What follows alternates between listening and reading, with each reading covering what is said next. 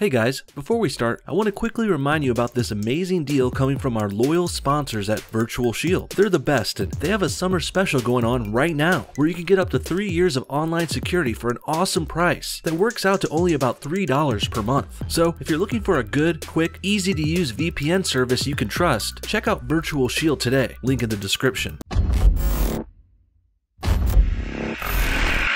Hello and welcome back to No Bullshit. Today I have some pretty exciting and interesting news about the show here. Recently, the Star Wars actor and movie star Mark Hamill tweeted a picture of mine. Luke Skywalker tweeted me, guys. Pretty badass, I know, but unfortunately, Mark decided to use my picture in one of his now infamous liberal rants. The guy is known to be a big anti-Trump person too, and this tweet we're talking about really shows it. Let's go ahead and check it out. It says, as complicit treason weasels in the hashtag GOP continue to demagogue our justice system for another victory notch in Putin's belt, and another milestone in our enemy's campaign to tear America apart, the UK welcomes our illegitimate president to their country. Wow, Mark. Just wow. And I really don't know if I approve of you using my thumbnail picture here, attaching it to this awful, atrocious, terrible tweet full of lies and liberal propaganda. Frankly, I'm baffled a talented actor like yourself can fail so hard here. You sound like an enraged ex-girlfriend, dude. You should really get that checked out. And now, with all due respect, because I still do really like the guy, Mark, you're still great. You're a good actor, but I highly disagree with all these comments. And normally I might just let this go, but since Mark decided to attach my picture to this catastrophe, frankly, I think you're asking for a rebuttal here, Mark, so here we go. Let's go ahead and break this tweet down word for word. First, Mark calls the GOP complicit treason weasels for no goddamn reason. For those who don't know, the GOP is the official group that runs the Republican Party here in America. GOP stands for Grand Old Party, but I really don't get where Hamill is getting this treason stuff from. Judging by the rest of the tweet, I'm gonna assume it's part of the left's Russia collusion fake story narrative. I guess Mark is saying the whole Republican Party colluded with Putin or something, giving him another notch in his belt, as he says later. Funny how so many leftists will still make statements about this Russia nothing burger years later. I guess if things get repeated enough, stupid people will still repeat them and think they're true, even if there's no evidence for it. I mean, after 2 years of continuous investigation, there's not been one shred of evidence found against Trump or his election team, but still, we got wackos like Mark Hamill saying they are treasonous and guilty. Even the current charges that are still out there are based on indictments outside of the scope of the campaign. So when people online or in real life still think Russiagate is a thing, I don't know what the hell you guys are talking about. And I'm so sick of all these lies and distortions too. This liberal propaganda is getting out of hand once again. If you don't like Trump, that's fine. Hate on him, talk shit, make fun all you want, but you don't have to make shit up and fabricate lies. Stop trying to make Russia collusion a thing, lefties. Why don't you just outright say you don't like Trump and move on with your lives? Because making up stuff and perpetuating lies like this is only making you and the left look worse. Next, let's talk about the demagogue part of this tweet, seemingly implying Trump is some sort of rabble-rouser leader for America, which I don't completely agree with. Sure, Trump could be guilty of riling up crowds and playing to our emotions sometimes, but I wouldn't say that's being done in an evil or malicious way. Trump brings up important life or death issues like immigration or trade or taxes or corruption, sure, but I don't think that makes him the full definition of a demagogue, which according to the dictionary means a leader in a democracy who gains popularity by exploiting prejudice and ignorance among the common people, whipping up the passions of the crowd and shutting down reasoned deliberation. In fact, now that I think of it, this sounds a lot more like what the left and Democrats are doing. They're the ones constantly race baiting and pitting blacks and browns against us whites. Liberals also capitalize on ignorant voters, trying to keep their base poor, helpless, and impoverished, and dependent on the government. The welfare state is a democratic plan after all, and we've seen how shitty that has turned out for countless American cities. Places like Chicago, Detroit, and San Francisco, they've had Democrats running them forever, and that's why their inner cities are ghettos and full of shit. No, literally full of poop. San Francisco has been covered in poo for years now. It's gross, and it's a result of Democrats being the actual demagogues in America, not Trump like how Mark Hamill would have you believe. And seeing liberals accuse us of something they are in fact guilty of is nothing new here either, unfortunately. It's another one of their classic projections. Now for the last part of Mark's tweet, which falsely calls Trump an illegitimate president. How or for what reason I couldn't tell you, but after him pushing the fake Russia collusion narrative a few words before, I guess this shouldn't be that surprising at this point. And isn't it rather ironic we still have so many left-wingers denying the legitimacy of the 2016 election? I don't know if you guys remember this, but back before the election results came in and the campaigns were going on, back when the Democrats were still ignorant enough to think they had the election in the bag, well, back then, the Democrats were the ones warning right-wingers. They said when they win the election, Trump and Republicans better accept their loss. But then, of course, the Democrats lost. And then they did what they told told us not to do. They have been contesting the election's legitimacy ever since it happened. And quite frankly, it's rather amusing. You really can't make this shit up, guys. Are you willing to accept the outcome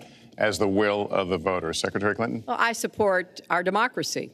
And sometimes you win, sometimes you lose.